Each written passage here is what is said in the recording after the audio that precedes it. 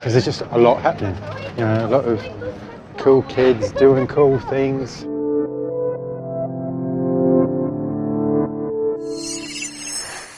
Yo, guys. Fresh juice. Oh, juice.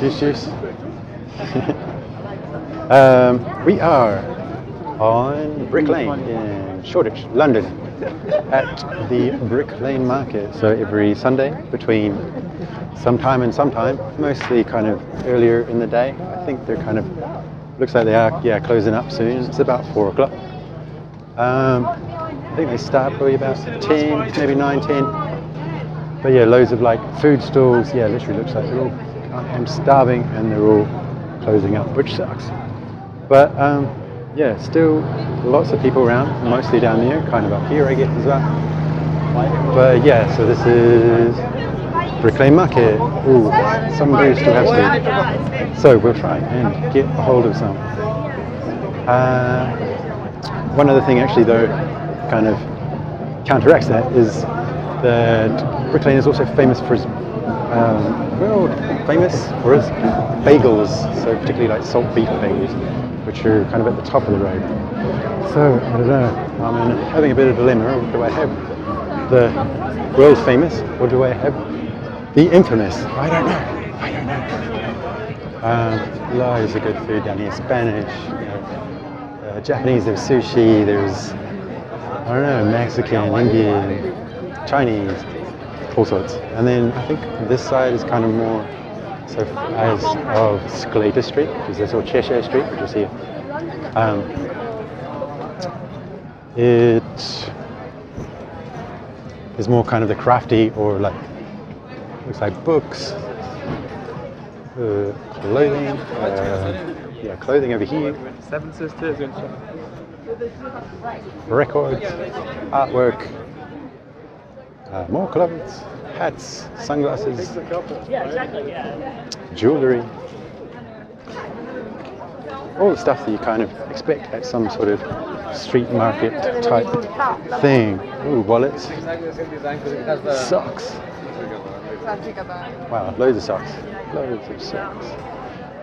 Okay, so I'm going to go try and find some food, and then I'll check back in with you in a bit.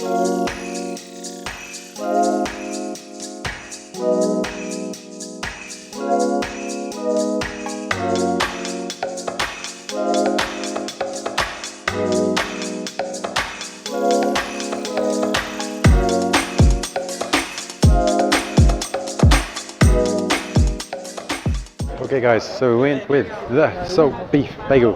There are actually 2 bagel shops right next to each other. This one does say it's British first and best. And then there's another one up over here. That one. I actually went with this one. This is like the one I always usually go to, although every so often I do. That's been in existence since 1855. So yeah, they must know what they're doing. Okay, so I'm just walking down amongst all these people to find a place quiet-ish to try and eat this. Look, there's a chair, but I doubt they'll let me use it. Yes, let's try and find, uh-oh, the sun's gonna get me. Okay, maybe down here. Yeah, so I'm just going to go off the road a little bit. We've turned upside down. Off the road a little bit and just sit down over here, and then we'll come back to Brick Lane in a bit. Okay, found this little flower pot with some flowers in it, but I'm going to sit here, use it as a little seat. Okay, let's do it. Let's see what we got. Look at that. Look how much beef there is in there. That's like half a cow in there. This cost, so it is, you know, bagel size, loads of beef. Also got with pickle and mustard. So pickle costs extra, what, 30p or something? But total, it was £6. I think it's, you know, a bit of inflation there since last time I had it, which was probably about 3 years ago or something. But look at it. There's a lot of meat in there. I don't even know how I'm going to get that in my mouth. Let's give it a go though.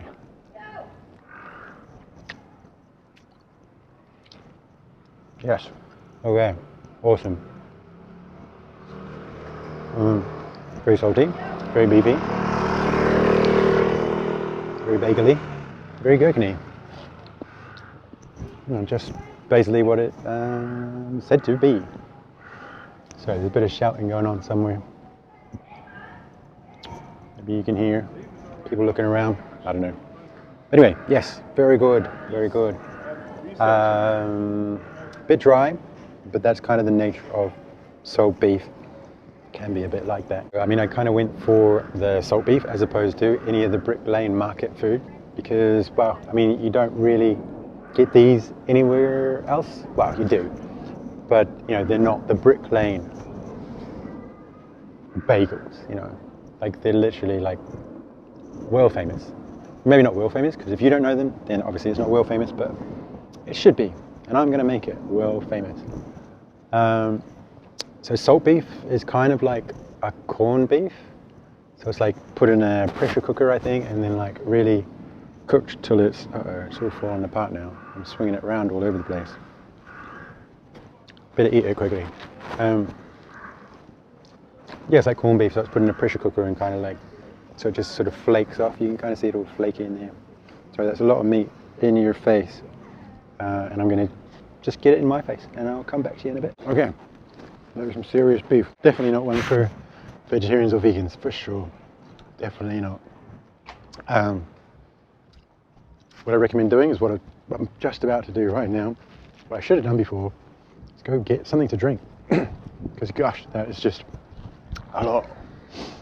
And it needs some liquid. So let's go get some water or drink.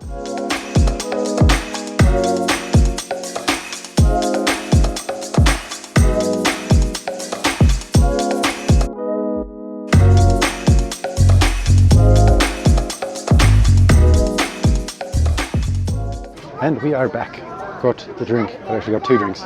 Water and the Purdy's. Yeah, I've told you about these, the famous Purdy's, or at least, you know, my drink of choice for refocus. This is not sponsored. So yeah, back on Brick Lane. Clothes. Whoop. Clothes. More clothes. Some weird antique things. Mostly nautical, and just in general, like you know, Brick Lane is kind of quite a creative and cultural hub of London. Shoreditch. There's loads of various shops, like boutique shops, like secondhand kind of boutique shop type things. You know, vintage clothing. Also like cafes, bars, what else? Yeah, and it's just, in general, it's just like one of the cool places in London. It's kind of where a lot of things do happen. For me, like as an artist, but also as a curator, like it's actually where I've put on like most of my shows and where I've had a lot of shows here in the East End. Go down this way. Yeah, we've put on like a lot of shows, and yeah, because there's just a lot happening. You know, a lot of cool kids doing cool things. I used to be one of them, I guess. I don't know.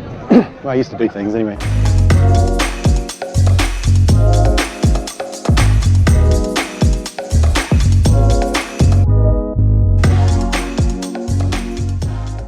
What goes with all the creativity is all the street art that's around. You can sort of see some graffiti here. There are some quite famous artists kind of around. I mean, I'm kind of out of the scene a bit now. But yeah, I used to come down here and paint. Like I painted on a wall that used to be where that building is.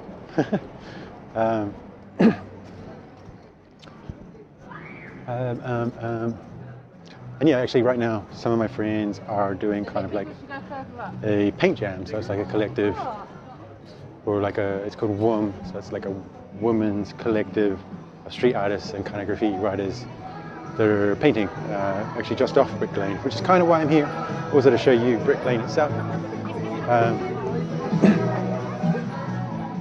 But yeah, so we'll probably go there later, but that will probably be on a different video, I think. Gosh, so much wind everywhere. Okay. So now we're getting back down into the food bits, you know, but obviously I have already eaten, already had the bagel, the world famous bagel. But yeah, as you can see, there's kind of market stall all the way along, like amazing, like home cooked or like bakery stuff, all, you know, reasonable prices, I guess, for like London street food. I'd say they're a bit on the high side, but it's kind of, you know, it is Shoreditch, Brick Lane area. Kind of have to expect it. Yeah, what was all that? So that's yum-yums, oh, dumplings, Dutch pancakes, whatever they are, bubble tea. Could go for a bubble tea. I don't think we mix very well with it. Churros. Yeah, kind of behind, like sitting behind, you can kind of see all the graffiti around. Graffiti.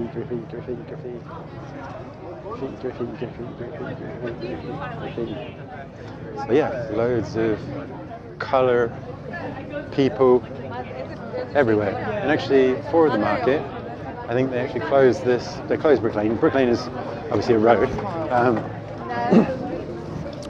and it usually has cars on it. But for a Sunday, they close it. I think between the hours of 11 and 11, perhaps, or maybe it's a bit earlier than that.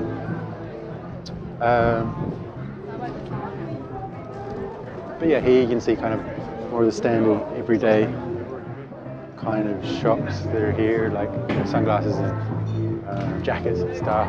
Brick Lane Bookshop is quite a famous one, which is that.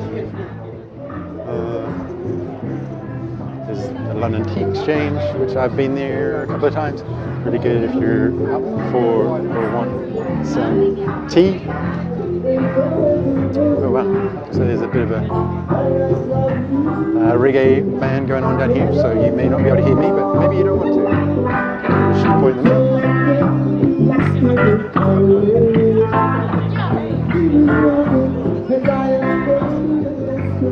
That's pretty cool.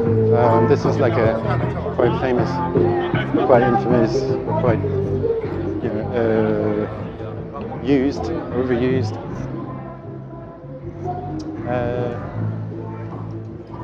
Street art wall. Those are like mostly paste ups actually on this one. paste ups. Random stuff and like even some more like 3D pieces up there. Pigs. Keep going. Which I think also in this building here, there's also some markets. City Summer House. I don't know what that is. It used to be. Looks like it's some event that's going on. Not sure what that would be.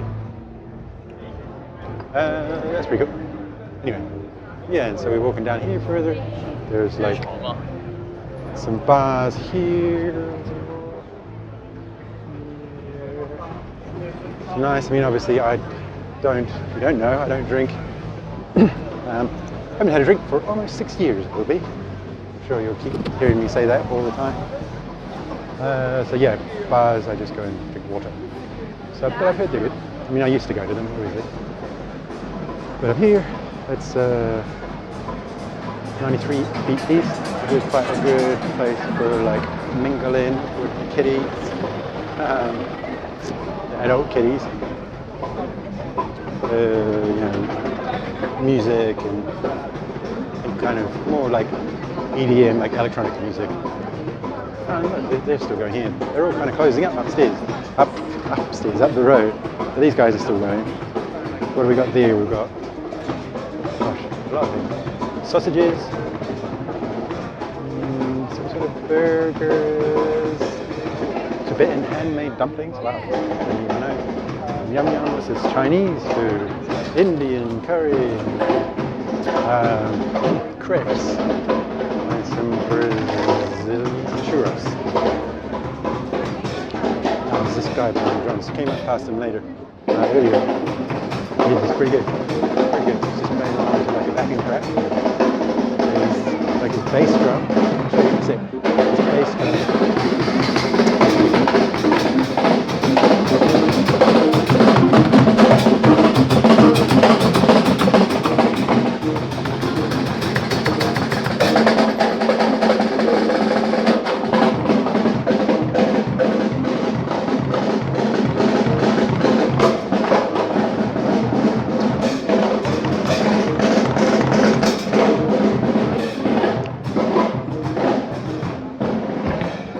Go down here so you can hear me.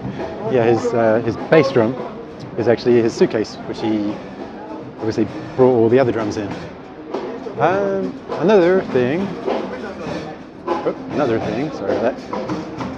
Oh, which is quite famous for is actually Free Range, which is like a graduate exhibition, which is on I can't remember, a couple of, maybe just once a year.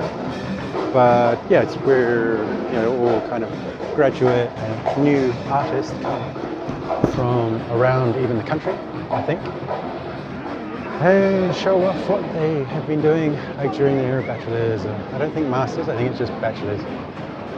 Also, if you see here, all the way down here, like lining most of the streets here, like all along here, you see. So all along here, like lining the streets, all the Indian shops. Not that one, that's not an Indian shop. But, sorry, Indian restaurants. Yes, so what have I said? Indian, you can kind of see it everywhere, literally all of them everywhere. Which one do I normally go to? I usually go to either Preem, which is this one here, or I think I've been to another one somewhere else. I can't remember. But all of them, if you look in like their windows and stuff, they all say like, won this award, the Time Out something award 2010, or each one has kind of won an award over the years. There are kind of the Indian shops as well. And then like literally, I don't know, 30, 40 different Indian restaurants. I don't know what the history is behind that, but there is kind of, I guess, quite a lot of there's quite a big, I guess, Asian, Indian population, both kind of around Brick Lane and kind of more down like Whitechapel. That's pretty much the end of it. There is a mosque here, and some more street art in here. Oh, actually, I will, speaking of street art, I'll take you down to, where is it, this place? Gosh, I can't run over. Down here somewhere. Here, this is what I wanted to show you. This place, not just the outside, but they do like, so there's loads of like street art, like posters, and people put like loads of stuff up around here. But then down around the side, actually this is one of my friends here. If you can see it properly, that Fanakapan, and these are Fanakapans as well.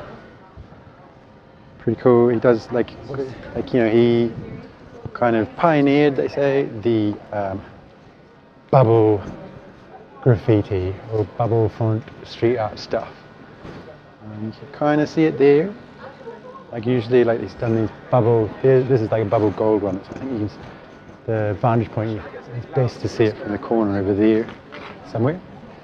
But then like if we go all the way down here, got like loads of stuff all the way along. There, see that? Fanakapan. That is a much better example, actually, of his work. What he's known for. My dog size. Loads of artists that I've kind of painted with, or been involved with, or put in shows over the many years I've been here in London. Kind of changed it down here a little bit. It used to be able to paint all the way along here, but then I think they took out part of that. I've painted in one of these, I think, over the years. Oh wow. Here's another big this one. He's actually painting over it at the Worm Collective exhibition, paint jam. Here's pretty cool stuff, right? I mean, these guys. Actually, I saw one of these on Leek Street. If you didn't see my, if you haven't seen my video, I'll post it up around here. Yeah, those like big footy guys are around. There's another Whanakapan, so you can see these bubble. This is like bubble or like balloon. Ah, that's what it is. Not bubble, balloon street art. Yeah, like I said, Brick Lane is very famous for its creativity, street art, and other stuff. All these good things.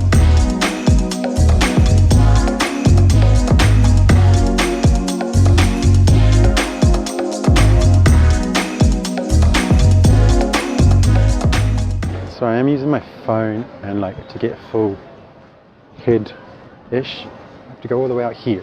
So maybe you've not really seen like half of my head. You don't need, you know what I look like. You don't need to see all of my head, do you? Oh, there's another nice street art example. It's kind of all around. There are various streets where people paint, and then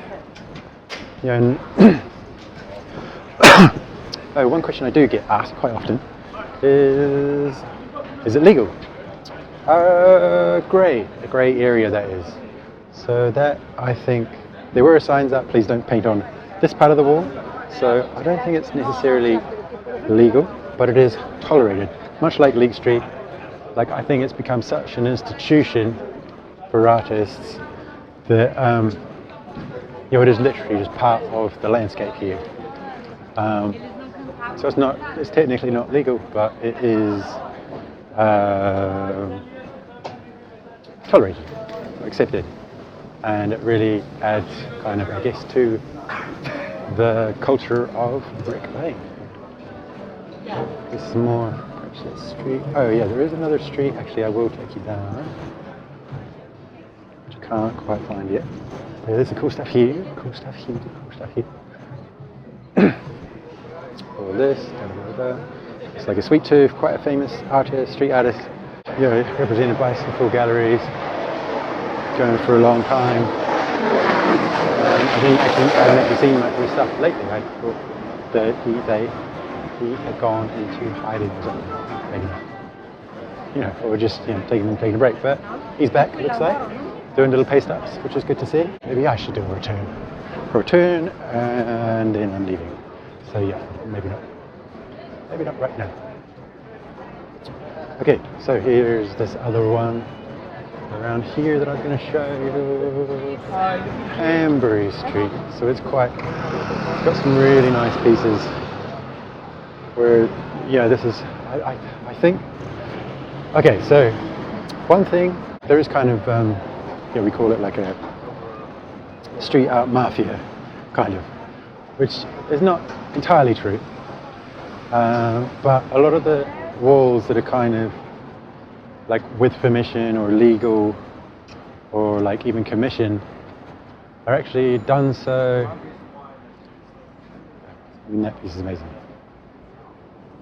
are actually done so via a company. So there's like a few companies, I can't remember what they're called off the top of my head. There's a few companies that kind of run the street art walls. So basically they get to kind of curate or decide what's sort of on the walls. An artist applies, or they know an artist. People come and ask if they can kind of paint or get someone to paint on their walls, etc., etc. So it's kind of, in some parts, it's not quite as free-for-all as you'd think. Although, it is still free-for-all, although it's quite clean down here. But, you get like loads of just scribbles and random, like, the structures of property, you know, like all this around here. But you know, but there are kind of, like I said, these street art mafia companies which kind of control the walls and kind of then, you know, you can't get permission. Like if you're kind of, you know, in order to get permission, you kind of have to show that you're good enough to be on some of these walls. In order to do that, I guess you have to paint or draw or something, do something else somewhere else. And then you kind of get permission to then actually do some really nice pieces. And you get like sanctioned by either the owner of the wall, and then kind of get more permission. This kind of a piece looks like more of a advertisement. I don't know what there's like a weird QR code, I don't know what that is. But yeah, that's pretty cool. But you know, a piece like that, and the fact that it hasn't even been scribbled on, must be quite new, but also it's probably semi-legal. So the walls are kind of legal. I think like the council itself doesn't really oppose this because it does really encourage a lot of creativity and a lot of stuff and a lot of culture. But yeah, not, so you kind of got to be careful on two sides where it's either illegal and you're not really supposed to paint there, but you could, or it's semi-legal and you need permission to kind of paint there, otherwise people are going to get quite annoyed at you, because you know, there's a lot of street artists and a lot of graffiti writers in London, in the UK, and yeah, obviously around the world. It's also quite a small kind of tight-knit group where everybody kind of does know each other, or at least everybody's looking out for each other, and you know, everybody is always, if you're in that sort of thing, there's some nice stuff here. Yeah, if you're in this scene, you are literally always kind of, you know, you're kind of deciphering or looking out for or trying to find either your friends or this is Discreet, also a quite well-known street artist that used to paint a lot with Sweet Tooth. But yeah, a lot of the artists kind of know each other, know of each other, or at least, you know, you start building reputations once you start painting all over walls. People recognize your work, and then they either continue to let you paint on some stuff, or they could get beefs and then paint over each other's stuff. But yeah, it is you know, quite a tight-knit group, almost like a family, like we do sort of know each other, or you know, it's a really welcoming, I would say, community, which is why I really connected with it, why I really got involved with it a lot in the past, because unlike, I guess, the more fine art world, you know, the fine art world feels very cliquey, very like everybody kind of segregates. Even as an artist, you know, you're in your studio, you're painting by yourself, and then you're exhibiting in a gallery. Whereas this, you kind of, you know, like as an example of what's happening at the moment, just over here, which we're going to take you to next, and it's going to be in the next video. You know, you can go like party walls or like paint jams, and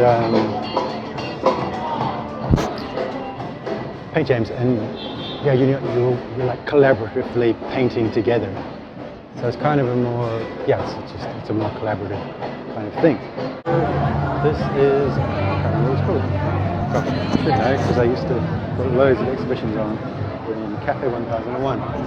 Cafe 1001 is a really cool place to just chill. Right now there's a lot of people, a lot of chaos, and a lot of everything. But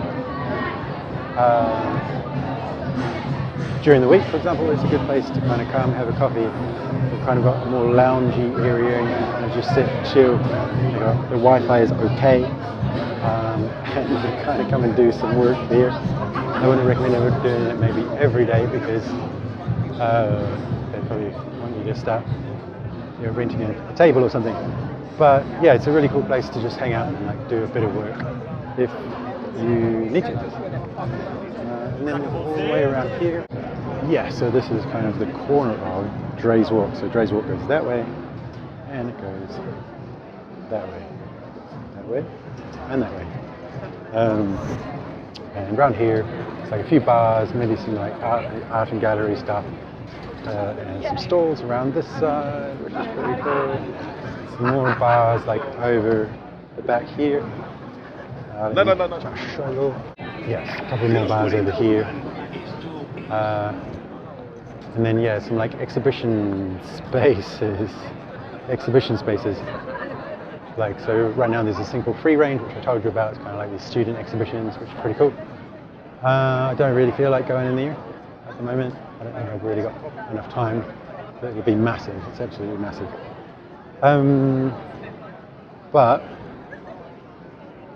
that is like one place that I've actually put on some shows. For example, like I said, on the other side there's Cafe 1001, which I've also put shows on in the back with a friend, not just by myself. You know, help put on, like curate some shows there. So I have kind of helped put on around 100 art events and shows over the time I've been here for about 1,500 artists, mostly in the East End, and mostly kind of around here. So this is all Truman breweries. So all this, and actually a lot Brick Lane itself. There's also all this, I think. All the buildings around here anyway, are all part of Truman Breweries. Truman Breweries was a beer brewery. I think they've actually returned or come back again. They went out of business at some point, and now like this is kind of what we get in its place. It's just loads of empty buildings which people hire out for various like creative things, fashion stuff, art, performers. You know, in shops, people have pop-ups. You know, it's a really cool place to do some really cool stuff. Generally, you can always find something that will interest you down here somewhere. You know, over the years that I've been here, like I said, I've done loads of shows around this area.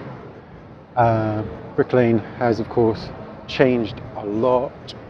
I mean, it's ever evolving, you know. So, like, I think because you've got so much concentrated and condensed creativity in one area, like it's just the evolution of stuff just drive, you know, it's just driven really fast. So naturally, you know, things change.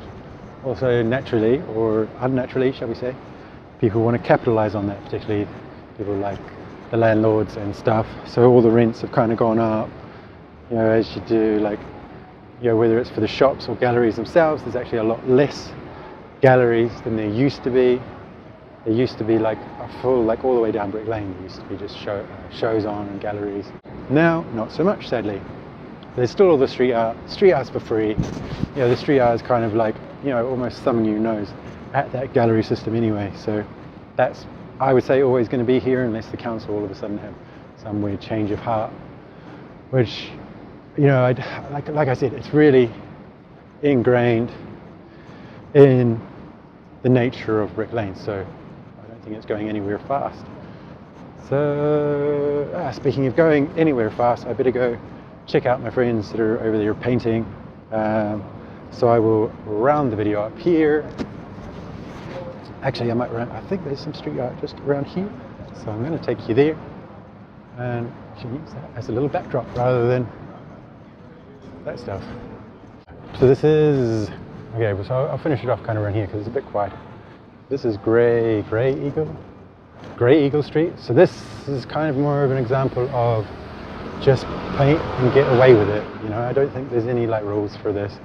People are painting down here all the time. These things are always changing.